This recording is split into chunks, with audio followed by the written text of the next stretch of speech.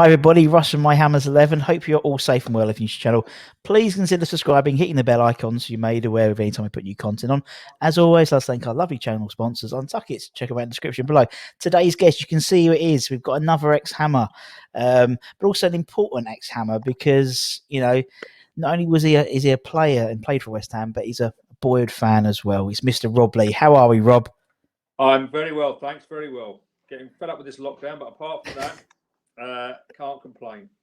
Can't complain. There's plenty of football on, though, isn't there? There's plenty of football on, I suppose.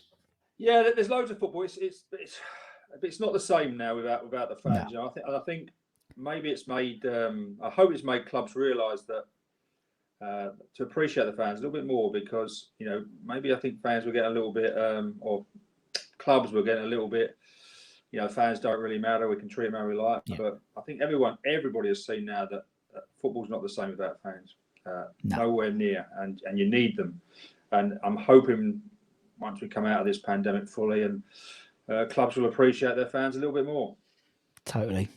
And I mean, you know, for West Ham, there's always been that big debate this season. Obviously, we just started. You know, it's always good when West Ham win. Everyone's happy, and we're winning a lot at the moment. And there was people saying, you know, maybe having no fans in the stadium helped West Ham at the beginning of the season. I think it actually did, to be honest. Because we didn't play very well at the first couple of games, and we've sort of grown into this team, which is now, you know, fifth in the league at the time of recording. Unbelievable. Yeah, listen, I think the no fans can work both ways. You know, it's the same. West Ham, I always compare West Ham to the Newcastle fans. They're very, very similar, very passionate. And it can work both ways because, you know, some players don't like playing. You know, if things are going badly for you, the fans can get on your back on both clubs, not just West Ham. And it's how you react to that. But also, if you're doing well, they can get behind you. So I don't know whether that's had an effect on maybe there's no pressure on the West Ham players. You'd have to ask them. I'm sure they'll all say they prefer playing with fans, but of course, in the reality, maybe if they didn't start well and the West Ham fans didn't start having a shout at them, because they can give you a good old rollicking over there. Because I've had a few myself when I played for Newcastle, so so yeah, I know what it's like. So maybe it has worked for certain clubs, but I still believe, you know, it's a shame really because West Ham have played well this year. David Moyes has done really, really well. Bought some really good players, and it's a shame people can't see them live. You know, it's typical, isn't it? It's typical West Ham. It's typical West Ham, Rob, isn't it? And that's the thing. But the good thing is, hopefully, we get 10,000 in. If Boris's roadmap works well, as intended to, we should have 10,000 in for the Southampton game, the last game of the season. So, which could be our champ. Which would be great. We've got to start bringing them back in soon. I mean, so if we can do that, and the Euros goes well. And it's all goes expected to playing with Boris is track out of all this. Then hopefully by next season we'll see full stadiums again, which is what we all want, really. Yeah, exactly. It's getting to a point now. I mean, obviously I'm still at the stadiums for the match days playing the music. So it started off weird, and then it became sort of normality, and now I'm just sitting there, and it's just like you're twiddling your thumbs a little bit now, and it's like you just want. We had 2,500, I think, for the Man United game. And they made a massive amount of racket, you know. So it was just like some feedback. I can't, even when it's on telly, I can't watch it unless I've got the crowd noises. Yeah. I know the crowd noises are sometimes 4 or 5 seconds behind, but I still have to have some noise. I mean, I hated playing with no fans. You know, when certainly when I was at Newcastle, we'd have pre-season games. I hated them. I mean, I relished the fans being there, and I'm sure most players do.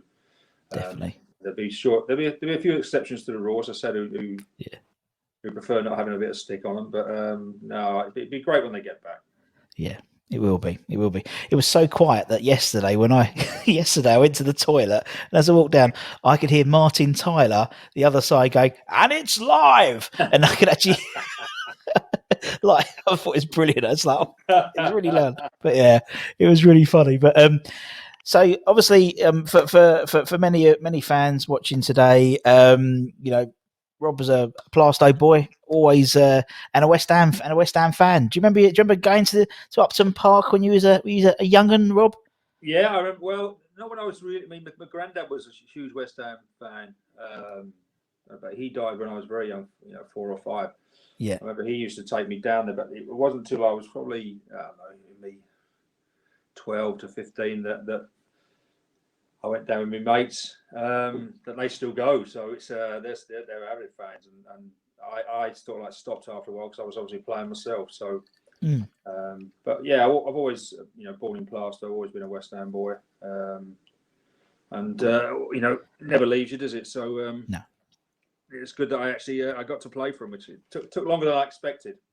Yeah, fair enough. So it's I mean, 38, wasn't it? 38, But I mean, in terms of you was born in 66 as well. So you were alive for the World Cup, weren't you? I mean, you say about 3 months old at the time, but it was all good. And never said as you're 38. You signed for the club, went on to play night. That's 2003-04 season.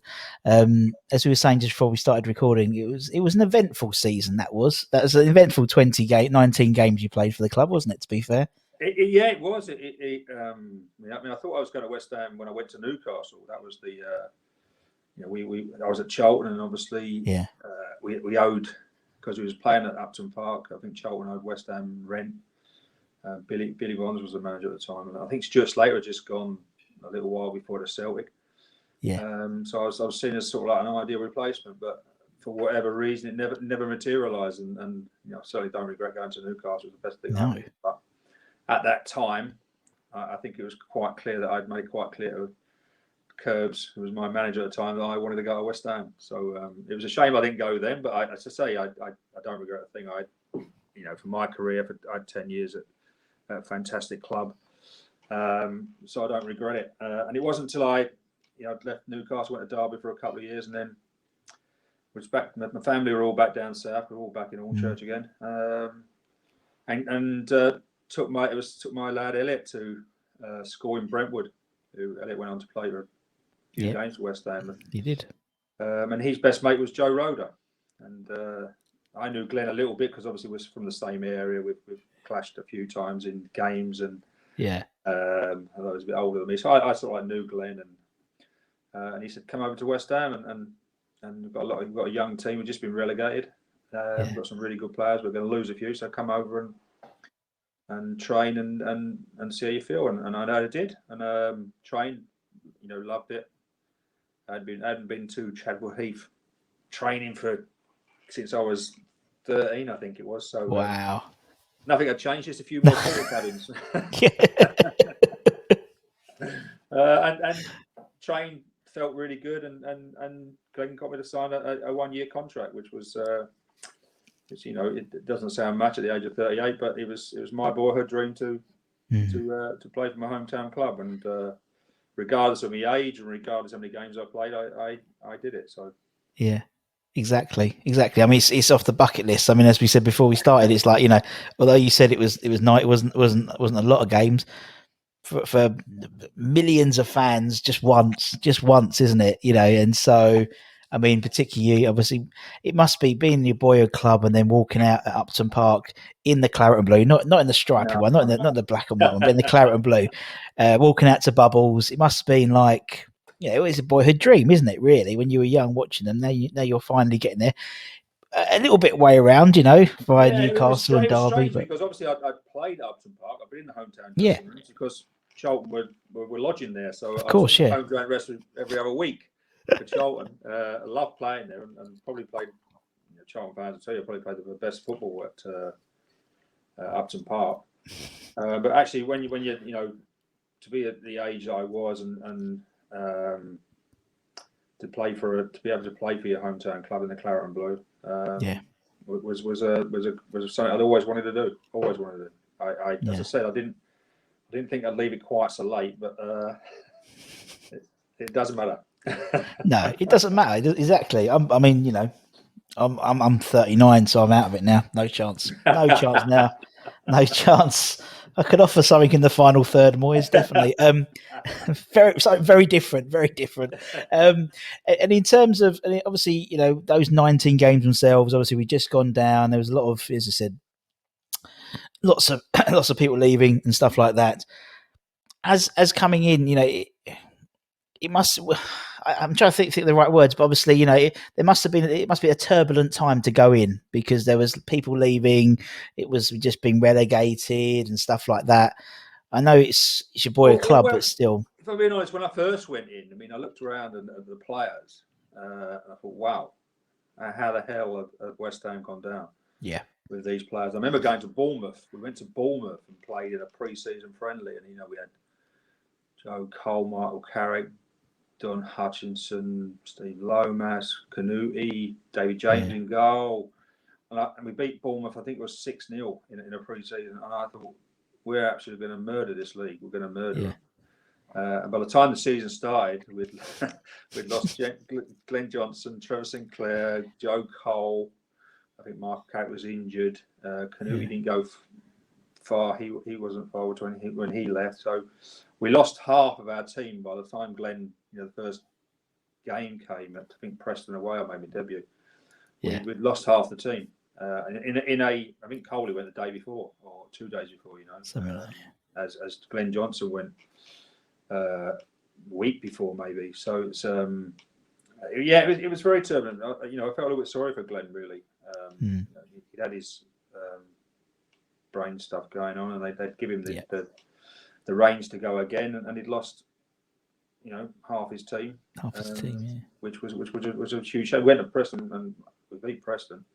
Yeah, we were doing okay. We still still had some very good players. Michael was still there. Was injured, but Jermaine Defoe we managed to keep hold of.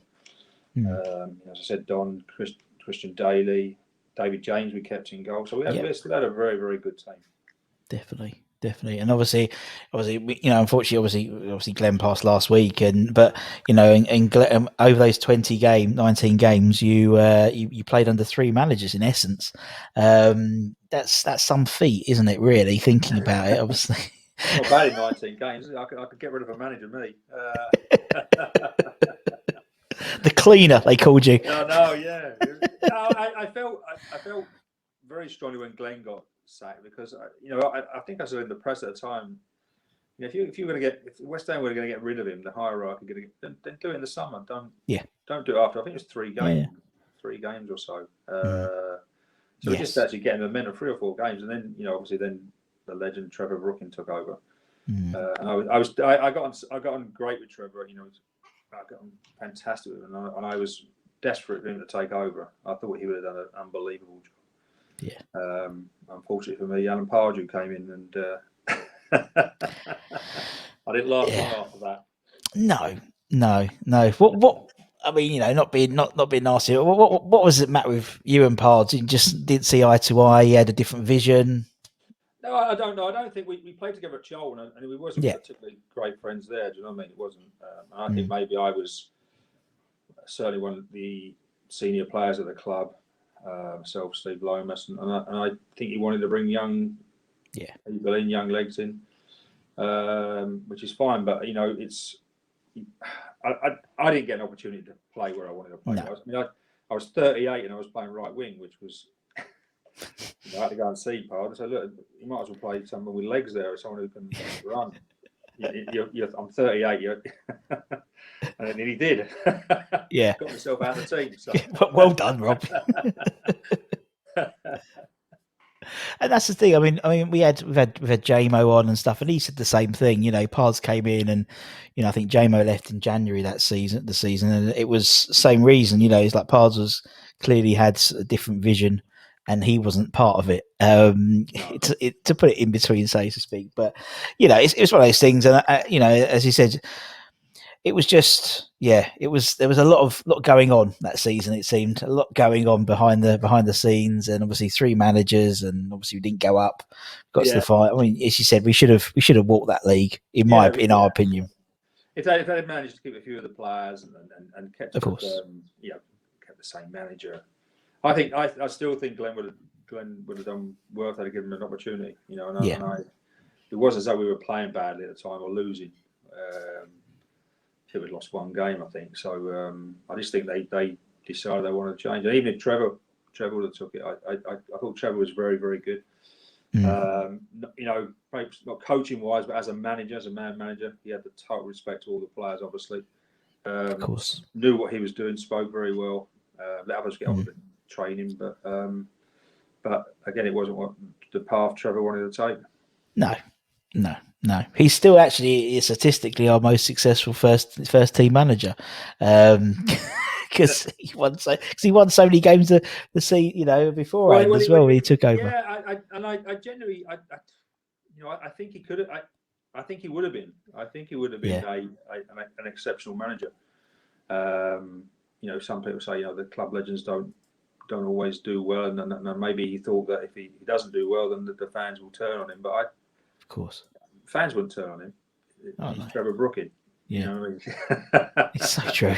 He's so true. He's like, yeah, exactly. Listen, he needs to go if his results were terrible, but I don't think they would have been, and I think it'd have still kept his legend status if it had managed the club. But management's a thing that you've really got to want to do, and obviously he didn't want to do that. No, he didn't. That's fair enough. And as you said, it was just one of those. It's just one of those interesting seasons that just are in the fabric of West Ham. We always have there's always something going. I always see it as a bit like a soap opera, West Ham as a club, and there's always something going on. And like here we're riding high at the moment, and it's the first time we've done it since we've come back since we've moved, really, first season. So it's long may it continue. Now everyone's already moaning about next season. Oh, if we get into Europe, our squad's not. Oh, who cares? Who cares? Exactly. Enjoy white going on. Enjoy white life. Oh, exactly, Rob. Exactly. You enjoyed your time there, and obviously, as a dad, seeing obviously Elliot getting through and playing, and Ollie getting involved in the team at West Ham as well. West Ham's your club. Must have been nice seeing the boys in the system at West Ham. No, it was brilliant. It was great. I mean, both under Tony Carr. Ollie was first, and then Elliot came a bit later. Like all dads, I suppose I'm probably a little bit biased. I'd like to have seen the youngsters at the time. I don't think got a chance. Not just talking about my lads. I mean, John Monker's lad, George, and Stevie Potts' lad. I don't think they really got a chance of showing what they could do, really. Sure. We seem to at that time bring a lot of other, maybe older players and foreign players in, which were, in my opinion, no better than what the youngsters coming through were. Yeah, and as a fan, not only obviously a dad, but a fan, you'd like to see the boys progressing through the academy and getting into the team like Declan and people like that. So, I think that's what I like about Moyes. You have to give them an opportunity. That's the thing, Yeah, like Declan, definitely. My lad Elliot remembers Declan coming through as a few years younger than him, and he said, "God, Daddy, loves him, done brilliantly." So at the time, he wasn't. He said he didn't look like a player he is today, and that's the thing. Sometimes they need a little bit of time. Sometimes they need to get confidence. But could somebody have seen Declan at that age and said, "Yeah, he's going to be a world beater," because that's what he is at the minute? No. Oh, he is. Yeah. No. He's the best. Best I've seen in that position for such a young age of the way he sits in. It's I did it. I started doing it when I was I went from an attacking midfielder to a sitting in midfielder when I was in my 30s. Yeah, and he's doing it. You don't get many youngsters do it that young. No. They don't like that sort of part of the game. They're brought up with this tippy tappy football and pass and tricks, and he just seems to enjoy running around, breaking things up. But he can also get forward. He can also score a goal every now and again. He's technically very good. So he looks. I just hope West Ham can keep hold of him. Yeah, and I think because he's come through from a defender, because he was a centre back originally, that there's that natural progression moving forward rather than being an attacker moving back. So I can see why it's an unusual path to take. But he's comfortable on the ball. He probably could play. Yeah, he could play central defence. He's one of those players that I think you can play him anywhere, really, on the pitch. Play him anywhere, and he'd do well for you.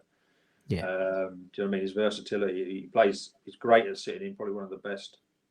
Certainly the Premier League at this moment in time. Definitely. But I think you could play him in other positions and he'd do well for you. Yeah, definitely. No, I totally agree. And it'd be interesting to see what happens in the summer, because obviously we play the Czech Republic in the first game. So it's Souček versus Declan Rice. Souček's been outstanding. He seems to have come from nowhere and unknown. Didn't cost a lot of money. I watch him sometimes. I think, what's he do? And all of a sudden he pops up and scores. Yeah, that's an unbelievable knack. And I think I've always said we lack players, midfield players that want to get in the box, want to break their necks, get in the box and score goals. We've got in this playing football. They want to play in front of everyone, and so it's very unusual you get someone who wants to run in the box and get on the end of things. And as I say, you don't see him for sometimes 20 minutes, 25 minutes. And all of a sudden, even though I don't watch the games, who scored? Oh, Souček. Yeah, okay, right. Yeah. He's done marvellous.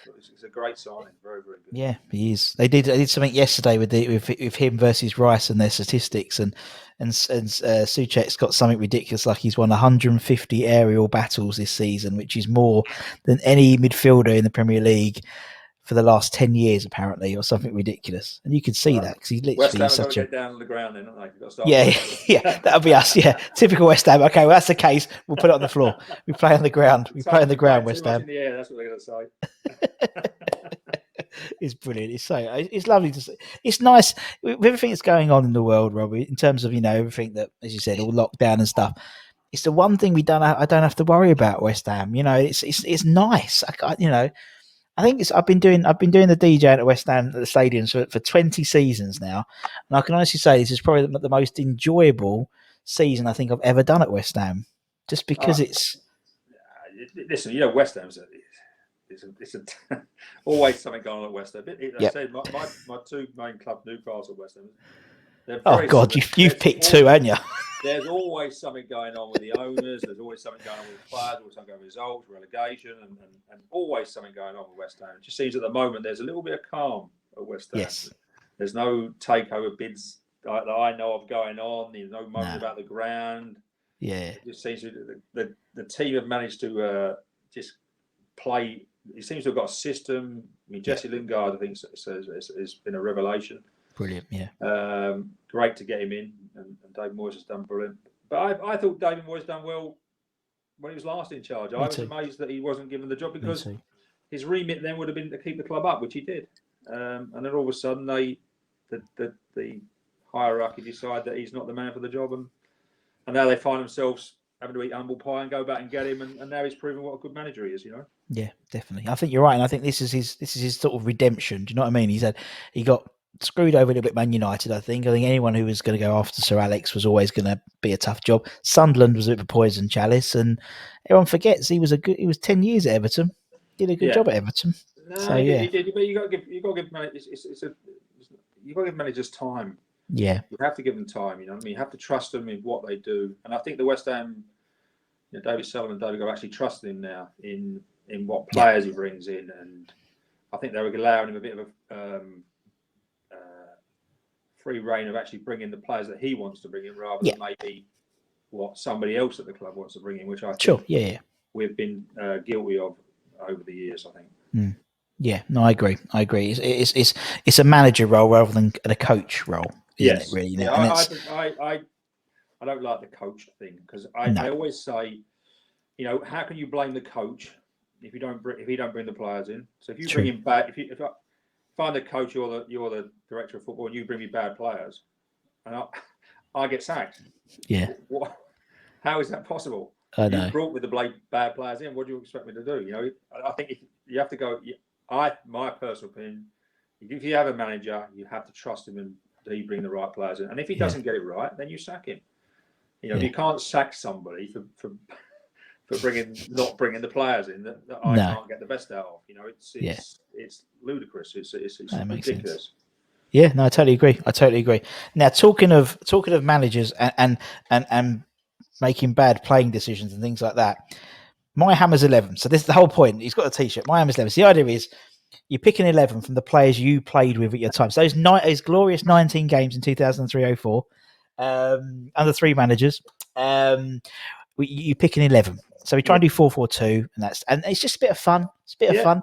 I mean, JMO after it was funny because JMO did his one, and then the next day he was doing something at West Ham, and he completely forgot he didn't pick Paolo Di Canio in his 11. I'm all right. So I've only got one season, so you've only got 19 games, so you'll be fine. You'll be fine. No, Christ, what's going to happen? No to Mark Noble when I get Mark Noble in about 10 years' time. Christ knows. 211 players he's played with at his time at West Ham. Oh my! I've done the maths. That's tough. That's tough. I have that problem when I have to do my Newcastle 11. Yeah, yes, I mean Newcastle. It's much tougher than it is playing 19 games. So I'm good. I'm quite easy about it all. The forefront of your football career, knowing that, in about, 17 years later, 18 years later, you're going to be interviewed by a bloke in Ormchurch and asked. So it's all part of the plan. I like it. Long-term thinking, Rob. It's very good. Right. Okay. Who's going to go in goal for you then? There's only one really. David James was the Yeah. goalie. He was as England goalie. I think he should have James should have been better than he was. Yes. And he was very good. Don't get me wrong. He wasn't for the stature he had, the agility he had. I think if he'd been slightly better with his feet, he'd have been a world beater, absolute world beater. He's he's as good as his physique and shot stopping was. He made some incredible saves that nobody else could make. Yeah. But then he'd make some stupid mistakes that no one else would make. It's true. But it's true, and he was as good as goal as I played with, probably not just at West Ham, but he's as good as I played with. I mean, he's admitted himself. He's just what he says. He's a very honest person in terms of when he talks about his football career. But Jamo. I think it had to be Jamo, really, to be honest. No disrespect to Stephen. We've had Stephen on and various others, but but David James. Right, we'll put Jamo in goal. Left back. Who's going to be left back then, Rob? Well, this will probably surprise a few people because I didn't play. I played with Rufus Brevet and a few others at left back. I think Kevin Orlock played left back. But yes, I was asked when I was at Newcastle, from when Trevor was there, about Wayne Quinn. He was at Newcastle when he left back, and I said, "Go and get him." I said, "Go and get him immediately." I don't think the West Ham fans saw the best of him because I think he was injured a fair bit.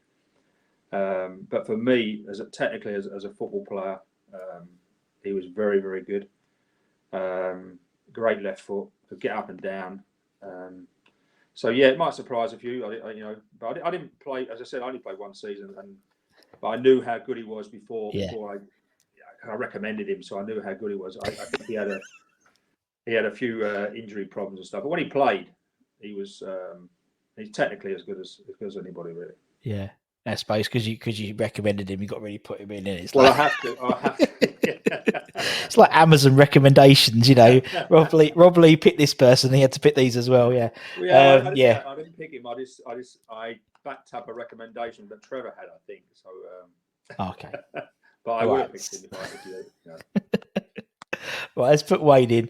Let's go right back then. Who should we have on right back then, Rob? Right back. I'm going to put Christian Daly at right back. It was between him and Repka, really, Thomas. But I think Chris was probably the fittest man I ever knew. Really? I think he still lives around local. He's still as fit as anything. Always getting head injuries and nose injuries, and I think he had his teeth knocked out as well when I was there. Always putting his head where probably he shouldn't have done. Brilliant. And never played badly. Do you know what I mean? He sort of always gave 100%. I think that's probably why the West Ham fans loved him. He was captain at the time as well. So and he could run all day. Yeah. So he would be. I'd put him at right back. And that season with Christian Daly, I remember this vision after the famous Ipswich game in the semi-finals. We gave him the mic and he did this sort of Braveheart-esque address to the fans. They can't take our freedom type thing. We're all we're going to win. And he's like, no, we're not. That matter, Christian. Everyone's like, yeah, brilliant. A very proud Scotsman he is as well. He is top man. Still got lovely hair as well. Right. Centre half, first centre half, then Rob. Anton Ferdinand. He was only Nice. a youngster coming through. Again, it's one of those players that I thought would go and do a lot better than he did. I know he had a big transfer to Sunderland, but for me, Anton didn't fulfill his potential. He was only a youngster coming, but he had the attributes. Maybe he was always in the shadow of his brother. Yeah. Everyone saying you're not as good as your brother. Maybe I think he had a little bit of that, but he was quick. He was strong.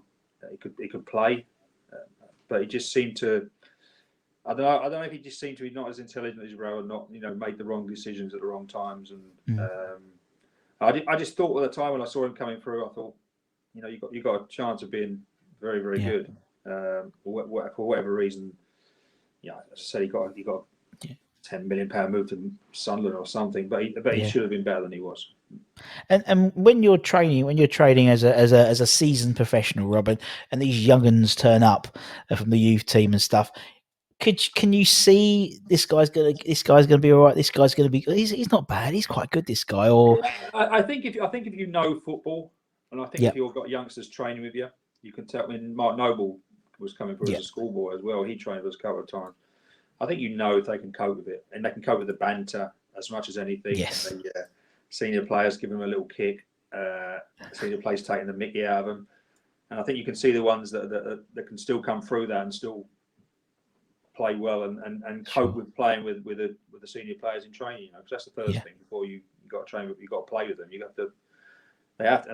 You have to gain their respect. They won't give it you. nah. So you have to do something in training that gains their respect, and that's the only thing you can do is train well. As I say, and I always thought he did. Mm. Yeah. I think it was Jamo as well. I think he interviewed the other day. That's why it's top of mind. He just said he was a mouthy old young sod. That's what he called him, a mouthy young sod. So Well, he'd already had a mouth on him. Because when I only had 1 year, and he wasn't mouthy. He wasn't mouthy. Maybe he had a little bit of respect for me being an old age or something. Yeah, probably it was. Yeah, respect. RESPECT. Right. Okay. Anton's in, and I think Anton admits himself, and we've had him on the channel, and he was living in the shadow of his brother. You know, so it was always tricky. Yeah, he's always been stuck with that. And I didn't. He came up. He told me I didn't want to talk about it, so it was good. Right, I'll put Anton in. Who's Anton going to partner in the centre? Well, I think Ian Pearce was always a solid player for us. 6'3", 6'4", great lad as well. Like great for the dressing room, great banter, nicest guy in the world, and could do everything really. He was very good in the air. He could play, deceptively quick, and done brilliant for us. Done fantastically well for us. So I think he would be my ideal partner with Anton. Definitely. No, and it's always useful when you've got a centre back who I think he played up front for a few games for us the season we went down as well. So that's always good. Always good for the fantasy football, isn't it? Because you get points. As he used to say himself, he said, "Rob, he said I can play badly anywhere." But you put him down as a defender in your fantasy football league team, and he plays up front. Yeah. Always useful. Always thinking. Always thinking. Right, as your back four, goalkeeper. Let's go into midfield. Let's go left wing. Who should have on the left then, Rob? Well, left wing's my problem thing really. I played with Trevor Sinclair, but he was only pre-season, so I'm not including Trevor. He was. So I'm going to play. I've got 3 central midfielders. Well, 4 probably. I played on the wing, so I'm not. We didn't have really wingers there. That's the issue I had. So no, I've got 4 midfielders, and one of them was a good friend of mine, Steve Lomas, who I used to hate playing against when I was at Newcastle. He was a horrible little Irishman, ginger Irishman. I used to hate it. He used to get kick you and talk to you and abuse you. And I thought I'm not going to like him when I get to this club. And we got on like a house on fire. Brilliant. we still play golf together now. But he was people underestimated how good he was. He was strong, loved to tackle. Technically, he was good. He could pass it as well. And I think when I got there, he had some major injuries. But still, his determination to get back and play was unbelievable, really. Yeah, definitely. Yeah, no, he was one of those. We have quite a few of them, don't we? Sort of these unsung heroes, and I think Lomo definitely was. Lomo, definitely.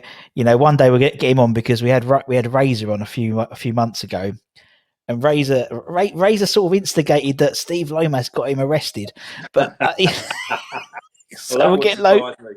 So we'll get low. Lomi could start a fight in a phone box. I'm telling you. Yeah. He did get him. Yes, a 2-mile radius ban from Romford Town Centre. So much so that he couldn't get to Chadreef because that's 2 months. That's 2 miles in. So Harry had to go and get him off the ban. So yeah, we'll get Lomo on, and he can put the record straight. And I'm sure it won't. Will. Right, we'll put Steve in. Who's your next midfielder then of your 4 then, Rob? Well. Next is Michael Carrick. One of the best midfielders he played with, really. Sure. He had a few injuries. He was only a youngster, but he had a few injuries. I always remember a story. I was playing. We played Derby away, and I remember going away with the team, and Trevor was in charge at the time, and I was having breakfast. I used to get up early, having breakfast with Trevor, and I remember Trevor saying, "Oh, what about Michael?" I said, "Oh, listen, if he's fit, you got to play him." I said, "He's as good as we've got." He said, "Yeah." So I think he's going to be fit. So he said, "I agree with you. I think we're going to put him in." And I said, "Yeah." I said, "I would 100%." He said, "Well, I'm glad you think that." He said, "He's taking your place." So I was just going to you mid sausage. He was clever. I always say it when I see Trevor, he's very clever, Trevor. He was I talked my way out of the team, but he was I meant what I said. If it meant me losing my place to him, he was, I was a lot older, and he was a youngster that could do everything. I think he proved that when he went to Manchester United. At the time I knew West Ham wanted to sell him. I recommended him to Newcastle under Bobby Robson, but unfortunately didn't take him. They went to Spurs, went on to Man United, and I think he's proved what a great player he is. He can do everything, really. Should have scored more goals with the ability he had. Definitely. And one of those players who is like the last piece of a puzzle you didn't realise you needed until you got the whole puzzle there. And when he's not there, say, like, obviously we never replaced him, well, for many years. Tottenham never replaced him. And Man United never replaced him. But he was just there. Do you know what I mean? Just there. But he's slightly different. He used to sit in midfield, but he's slightly different to, like, let's just say, Declan, who gets stuck in and tackle. Michael was very, very good at reading the game, breaking things up. But he had great stamina. He could get up and down. He was a big lad. Never liked to tackle, but never had to tackle. Never had to tackle. But you wouldn't say he ever shied out of tackles. That's how good he was. He was, as I say, he went on to be a great player. Yeah, definitely, and stayed for the season. Stayed for that whole season. Gave us the season, and we didn't go up, and then he left in the summer, which was he did it the right way. Yeah, definitely. Right, so you've got Lomas, you've got Carrick. Third of your four midfielders then, Rob? Coley. Joe Cole. Yeah. Again, another youngster. When Glenn asked me to go, I was looking forward to playing with him. I was at the time, I was sitting in midfield, so I thought, well, I can let him get on with it. And but Joe was so sort of, I remember playing the pre-season game, and we went to Sweden, I think it was. He so wants to get on the ball. He's so sort of like wanted to get the ball all the time. And he was coming back past me to get off me. I said, Joe, I'll do that. I said, I'll give it you. I said, we want you doing he was doing tricks on our area. We want you doing tricks at the top end of it. That's where you'll cause some damage. But his ability, technically ability, and his tricks and stuff was as good as I'd seen. I played with some great players, Ginola, Espria, and he had some unbelievable ability. Again, somebody who I think, although he done really, really well, I thought he was going to be a world beater. I agree. I genuinely did. If he'd have added, I don't know if he went to the wrong clubs at the wrong time, but if he'd have played him, certainly if you would play him now, if he played now and you played him in the 10, he would be unbelievable. And certainly with players not being able to kick him now, he would have been outstanding. So another one probably. Although went on to play for England, did everything he probably wanted to do, I still think he could have been a world beater. I agree. I think I totally agree with that statement in terms of going to the wrong club at the wrong time. Stifled him a little bit, that creativity, ended up being sort of conformed. When he left West Ham, he went to Chelsea. Didn't really play at Chelsea at the start. No.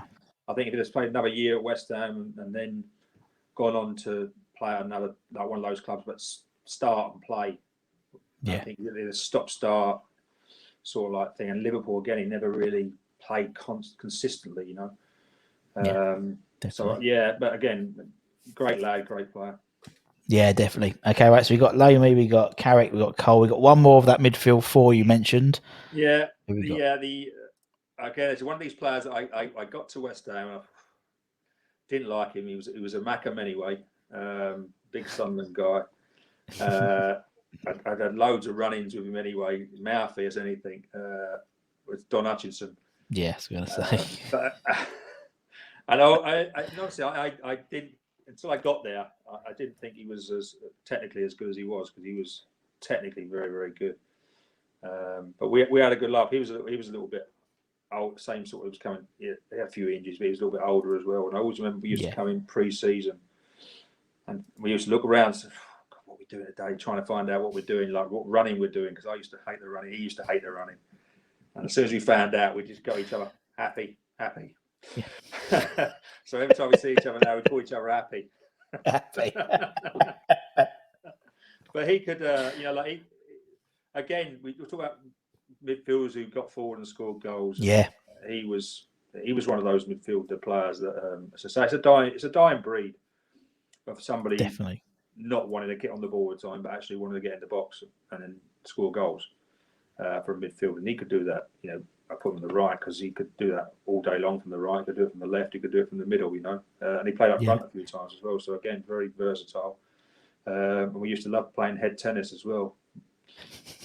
Don Appleton himself and Wayne Quinn used to love the old head tennis at West Ham. We all enjoyed that. I'm not going to tell you who's the best. You create it. What was that? Who was the best? Who was the best? Listen, I don't want to. Kevin Orlock was involved as well, so we was all.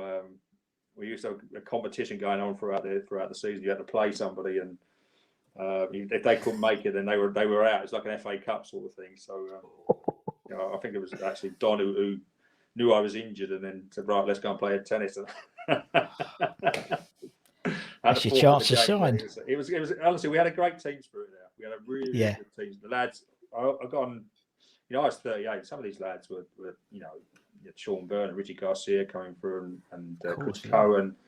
So all very young, but we all had a great team spirit.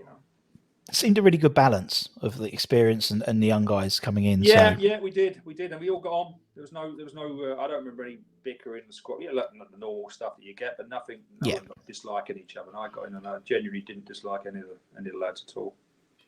Yeah, no, definitely. It does sound like that as well. Definitely, when you talk to not just yourselves, but lots of other players around that time. Right. Okay. So there's your 4-4-4. So we've got the two. Who's your first striker then, Rob? Freddie Canuti. Nice. Yeah, we managed to keep hold of him for a little while in my first when I first got there, and I just saw him training. I saw him playing. I think that Bournemouth game.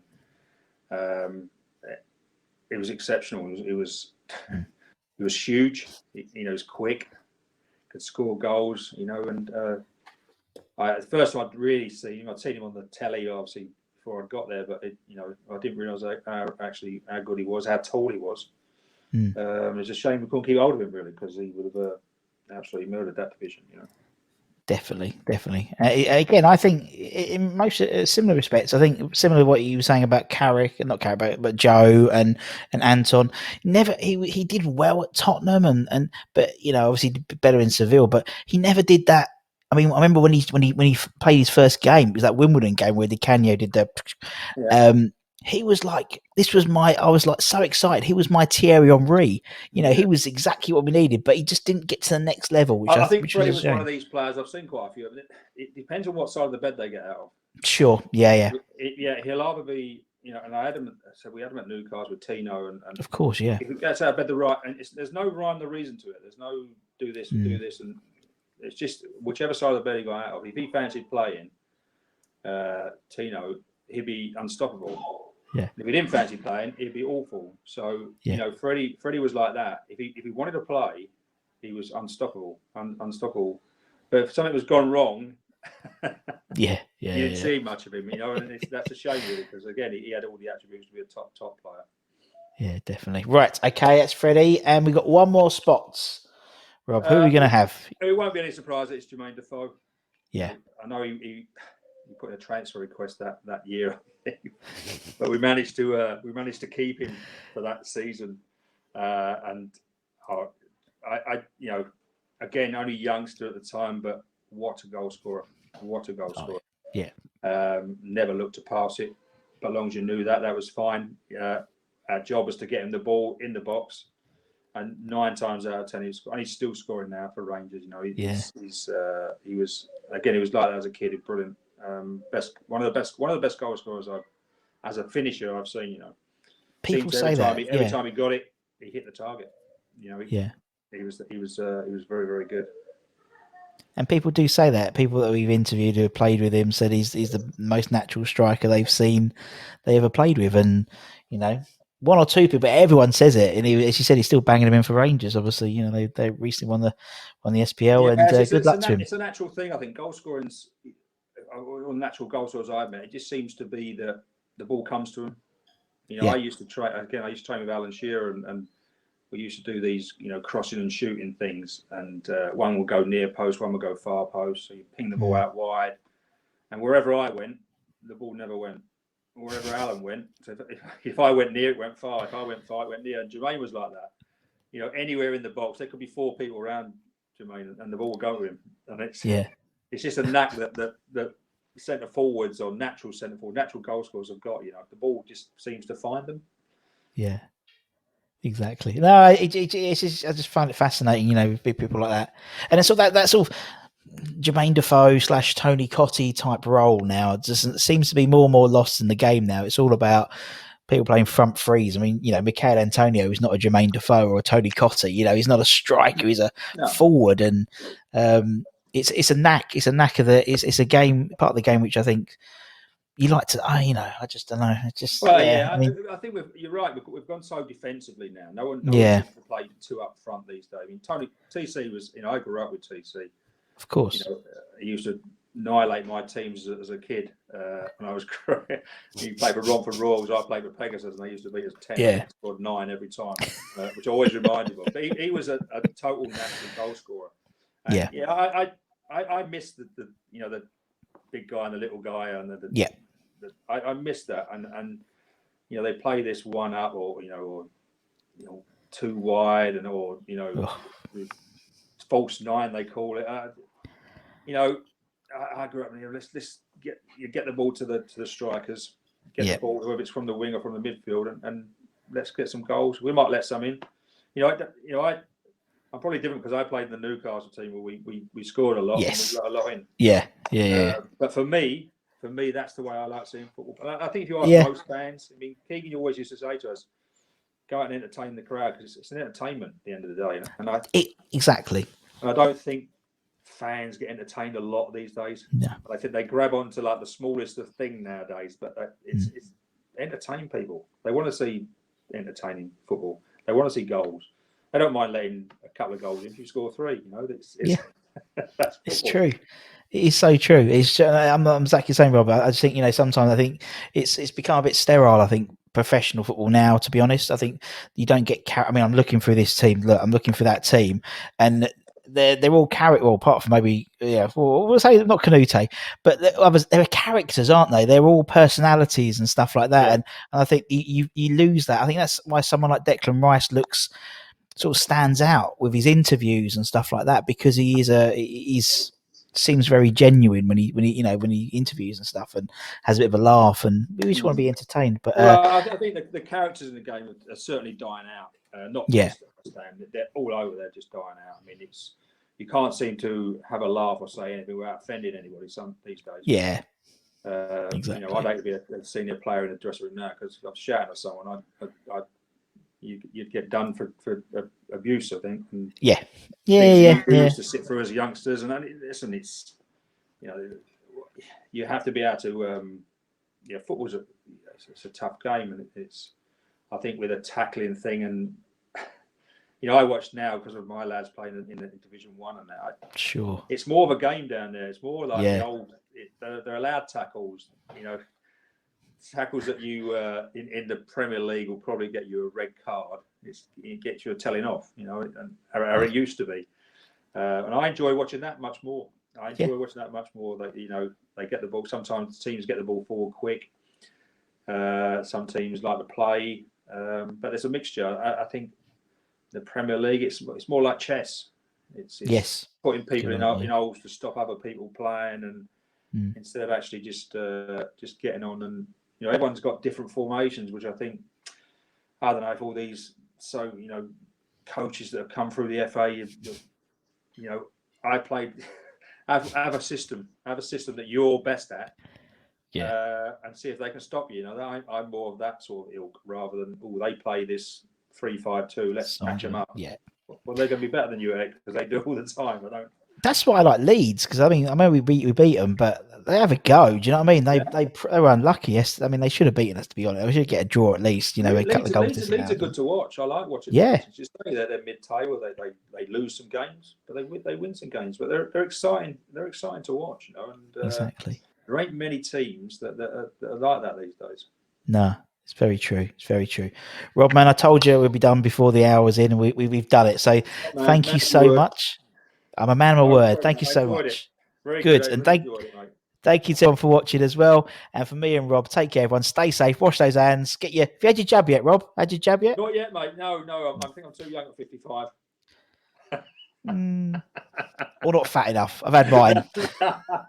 Down All Church Library. Anyway, for myself and for Rob, take care. Cover your eyes, and we'll see you again very, very soon. Take care, everyone. There we go, Rob. Take care, everyone. Much love. Bye-bye. Take care.